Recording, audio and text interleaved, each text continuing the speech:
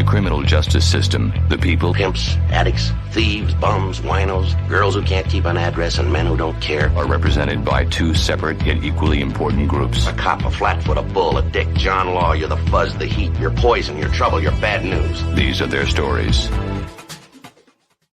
I kind of like the Heist story, and that's what I'm going to go with first.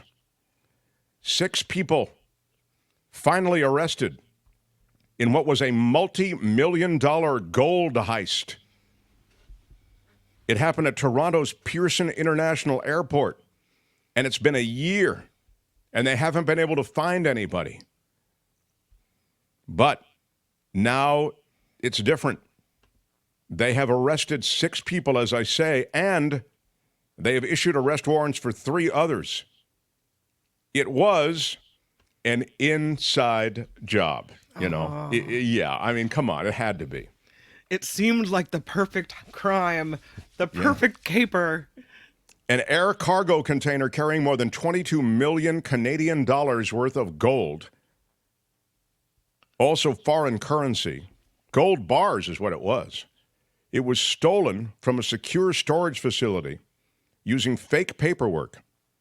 The gold bars and currency had just arrived on an Air Canada flight from Zurich, Switzerland. At least 2 former Air Canada employees allegedly helped in this audacious theft.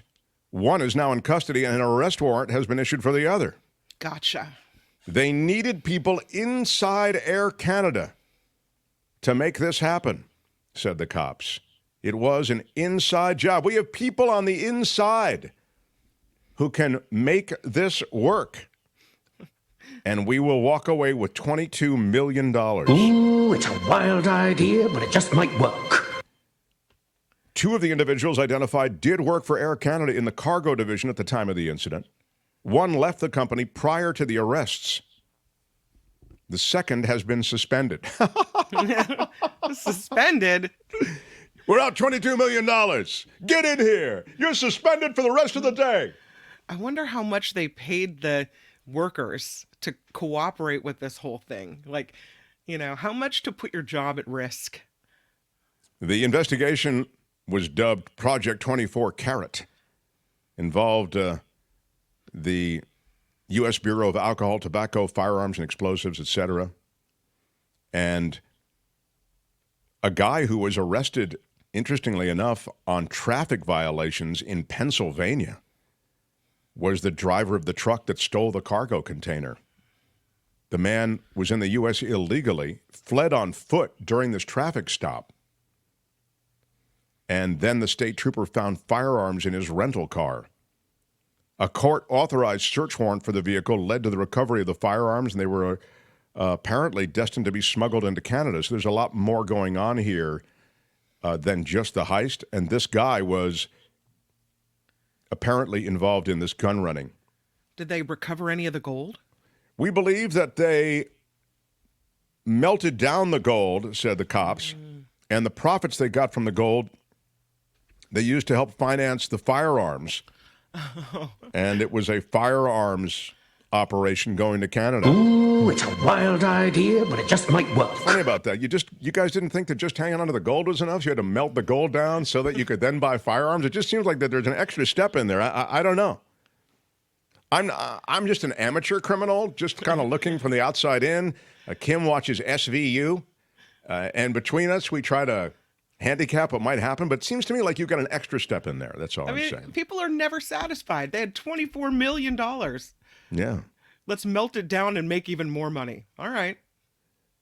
The answer to your question, though, Kim, because you did ask, did they get the stuff back? They've recovered only a fraction of the gold bars and cash.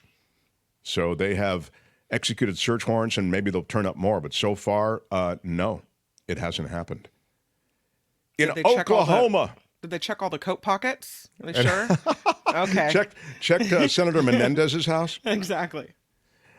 Oklahoma County GOP chair is arrested. It's an alleged murder kidnap plot. Tiffany Adams. Last year, she was elected chairwoman of Cimarron County's Republican Party. She was arrested this week charged with 3 other people of participating in kidnapping and murder. Oh. Albert, I don't know if you can rally this pic.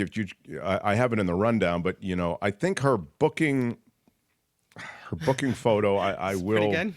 Well, it's just there. It is. She's arrested in Texas. I guess arrested in Texas County anyway. The Mark Thompson Show booking photo scale. I'll leave it to you in the chat to tell me. I don't think it's going to be very high, though. It's between a 3 and a 4, really. Oh, that's higher than okay. I mean, all it right. is amusing. The look on her face is amusing. She's in connection with kidnapping and murder? That photo is a 4. Yes, I know it's incredible. It happens in the best of families, Kim. According to news reports, she was involved in a custody dispute with Veronica Butler, who's 27 years old, and 39-year-old Jillian Kelly. They both disappeared a little over 2 weeks ago. And she was participating. She was in this custody dispute with 54-year-old Tiffany Adams. I'm sorry. So she's Tiffany Adams. Okay.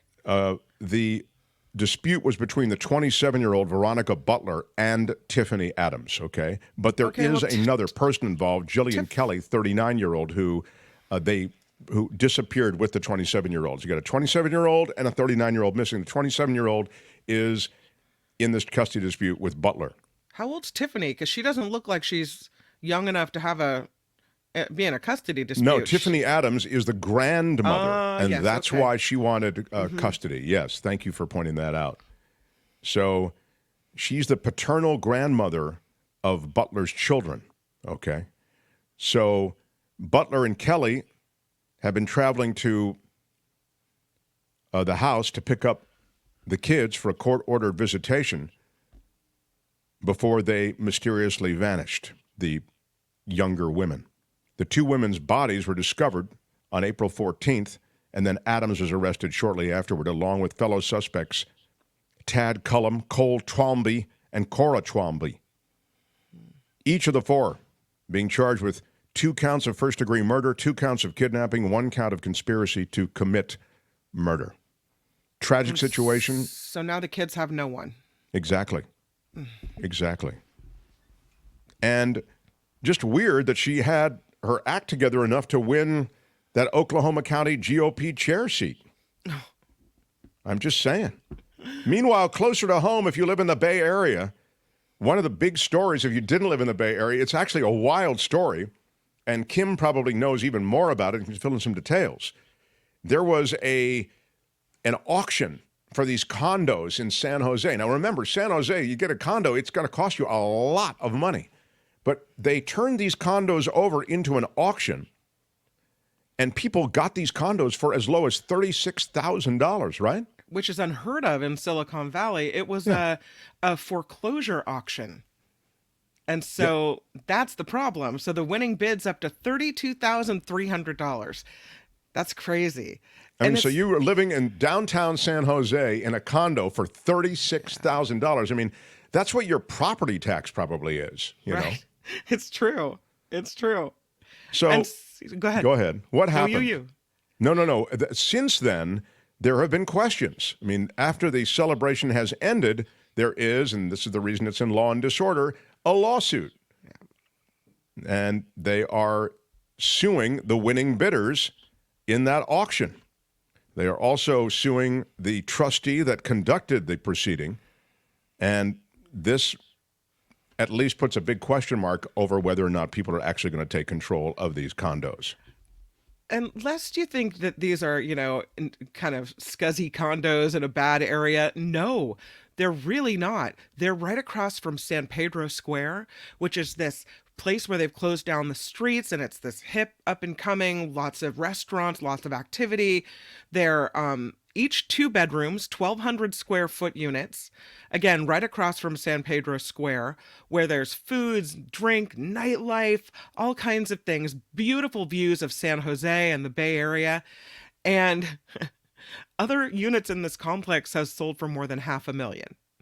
And here we have $32,000 for these. Crazy. Yes.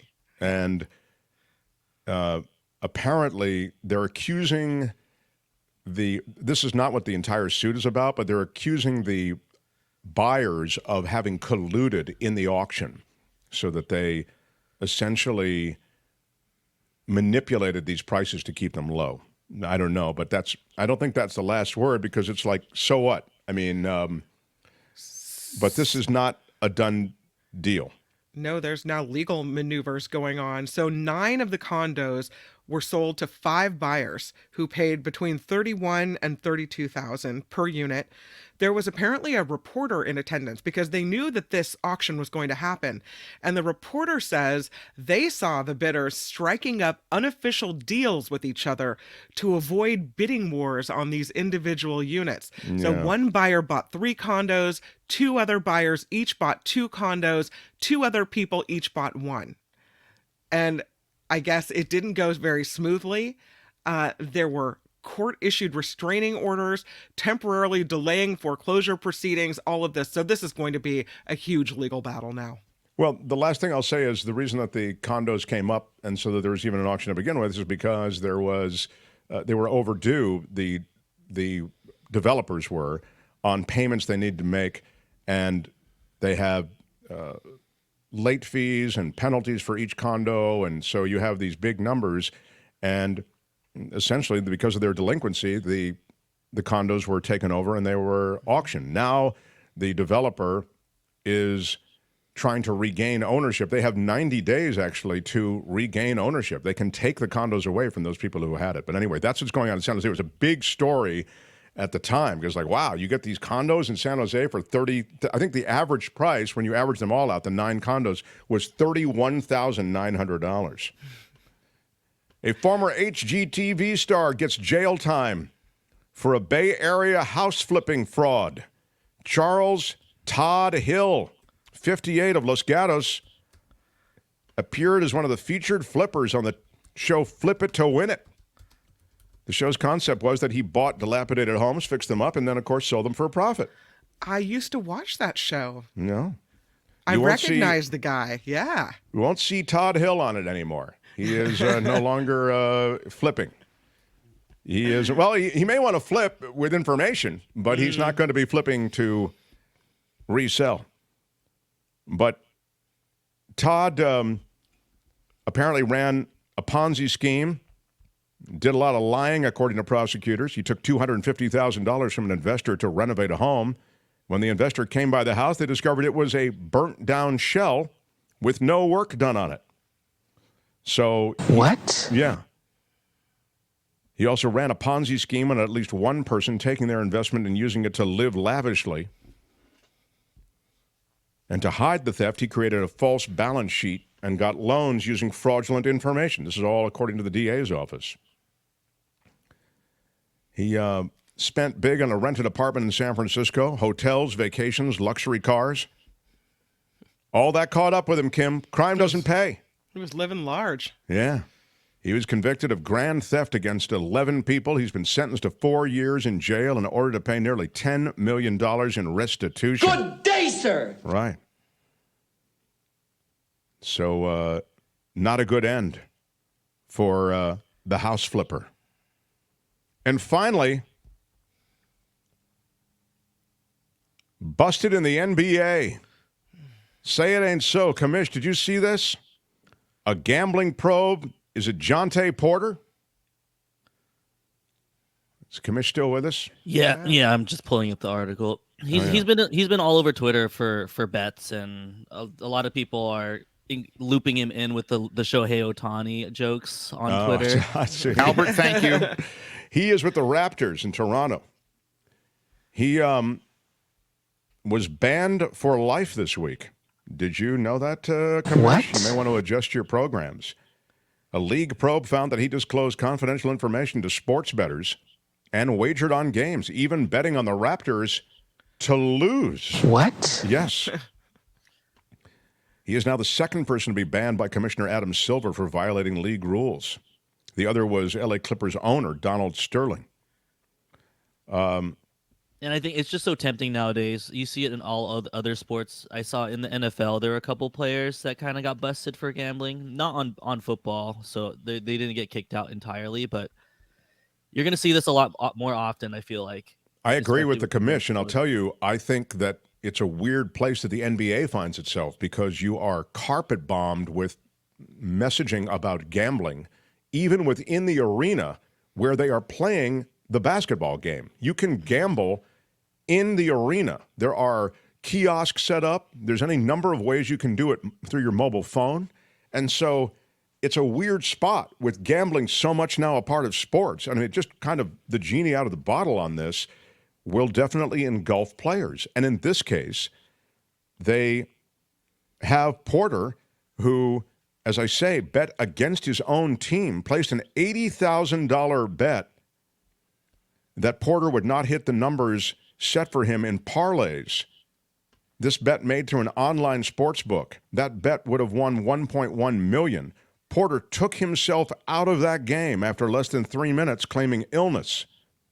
None of his stats meeting the total set in that parlay. Now, that $80,000 bet was frozen and not paid out, but you can see how this investigation started. It's super easy for the players to just fudge all what they're doing out there. They could fake, like he did the easy route, fake injuries. Well, he could have been easily out there trying actively not to score, trying not to grab rebounds. That's right. Which would have been great to look back on to laugh at, but it's a huge conflict of interest, especially now that, like you said, DraftKings and all these other sports books are in the arenas that sports gambling are allowed in. Jonte Porter out forever from the NBA, and that is Law and Disorder. Tune in again next time for more Law and Disorder on The Mark Thompson Show. All right, that's it. Let's roll. Hey, let's be careful out there. Hi, it's Mark, and I thought that was great. Hit the notification bell. You'll know whenever there's a new video being dropped, and please subscribe to our channel to help us save the universe.